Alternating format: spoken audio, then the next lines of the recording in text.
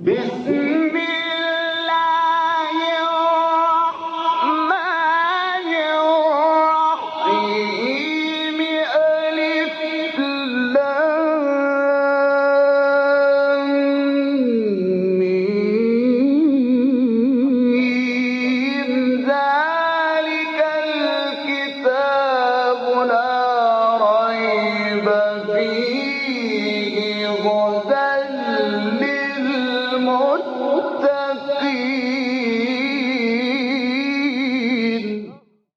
Interpretation of the Holy Quran. Bismillah ar-Rahman ar-Rahim. In the name of Allah, the Beneficent, the Merciful. With the help of Allah, we begin a brief commentary of Quran. We got to chapter An'am. Chapter An'am is revealed in Mecca and it has 165 verses. Please listen to verse 119. وما لكم ألا تأكلوا مما ذكر اسم الله عليه وقد فصل لكم ما حرم عليكم إلا ما اضطررتم إليه وإن كثيرا ليضلون بأهوائهم بغير علم إن ربك هو أعلم بالمعتدين. And what reason have you that you should not eat of that on which Allah's name has been mentioned, and He has already made plain to you what He has forbidden to you, excepting what you are compelled to. وَإِنَّ كَثِيرًا لَيُضِلُّونَ بِأَهْوَائِهِمْ بِغَيْرِ عِلْمٍ إِنَّ رَبَّكَ هُوَ أَعْلَمُ بِالْمُعْتَدِينَ. And most surely many would lead people astray by their low desires out of ignorance. Surely your Lord, He best knows those who exceeds the limits. In previous verse, Allah said, you are allowed to eat the flesh of animals that they are slaughtered with the name of Allah. The cattle, the animals that we are allowed to eat, we can eat them with certain conditions. One of them was, in the time of slaughtering them, we should mention the name of Allah.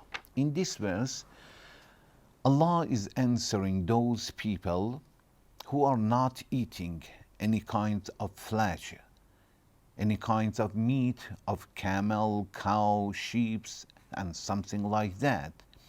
And not only they don't eat it, they forbid to themselves. They say by religion we are not allowed to eat it. And they think that they are very good people. They think that Allah doesn't allow them to eat, and Allah blamed them and condemned. Allah says, وَمَا لَكُمْ أَلَّا تَأْكُلُوا. What is the reason that you are not eating مِمَّا ذُكِرَ اسْمُ اللَّهِ عَلَيْهِ, from something that the name of Allah is mentioned on it? If the name of Allah is not mentioned and you are not eating, that's okay. You are right and you are not allowed to eat such things. But if the name of Allah is mentioned on it, what is the reason that you are not using? Again, I emphasize, not to eat these kinds of animals is okay. Is not obligated to eat, but Allah blames those who do not use and they think it is forbidden. To believe that it is forbidden is wrong. And this is a sin, because something which is not forbidden, we cannot accuse the religion or Allah that Allah has forbidden or the religion has forbidden. Because of that, since these people had forbidden to themselves and they were thinking that the religion or Allah does not allow them, because of that Allah condemns and criticizes them. Allah says, وَمَا لَكُمْ أَلَّا تَأْكُلُوا. What is the reason that you are not eating مِمَّا ذُكِرَ اسْمُ اللَّهِ عَلَيْهِ, some animals that the names of Allah is mentioned on it? وَقَدْ فَصَّلَ لَكُمْ مَا حَرَّمَ عَلَيْكُمْ. And Allah has explained to you in details that what is forbidden to you. And I'm going to mention some of these verses. إِلَّا مَا اضْطُرِرْتُمْ عَلَيْهِ. And we said certain animals are not allowed to eat, as I'm going to recite some verses, like pork, for example, pig, dog, for example, are not allowed, or some animals that are dead. إِلَّا مَا اضْطُرِرْتُمْ إِلَيْهِ. Unless we will be compelled to use it, unless we will be forced to use it.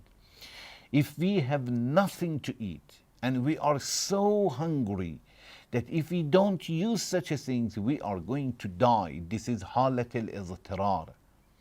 In this case, we are allowed to use anything which is forbidden in religion, anything, but only to use them in certain amount that our life will be protected, not more than that. It means even in that time, we are not allowed to sit and eat completely. For example, a person is very, very thirsty. He doesn't have anything. He is in a desert. There is nothing unless wine. Okay, is it allowed to drink wine in these circumstances?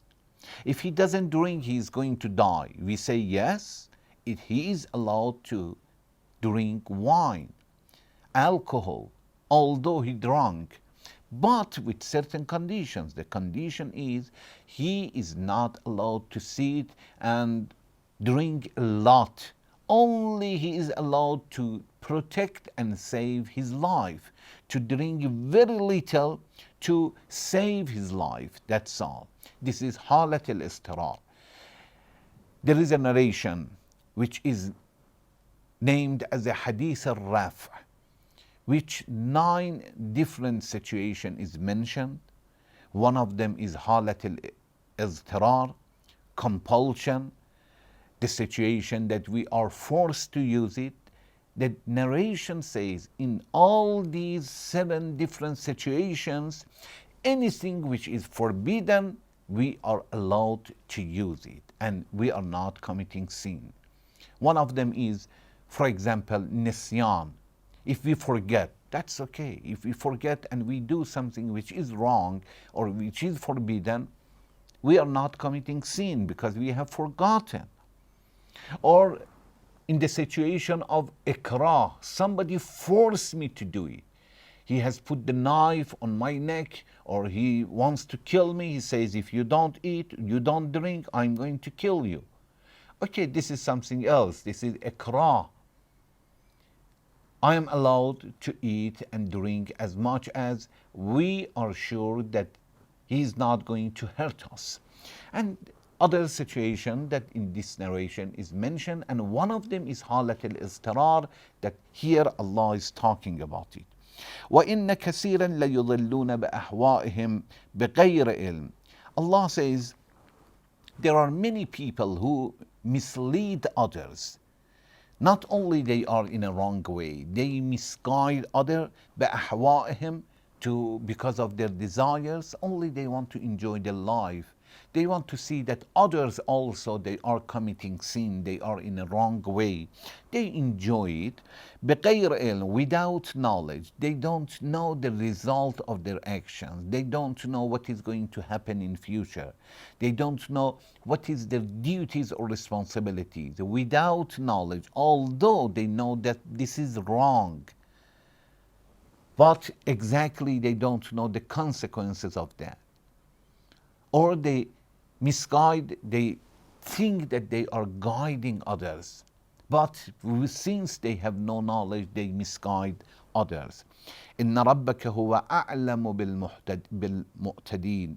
Surely your Lord knows very well who exceeds the limits.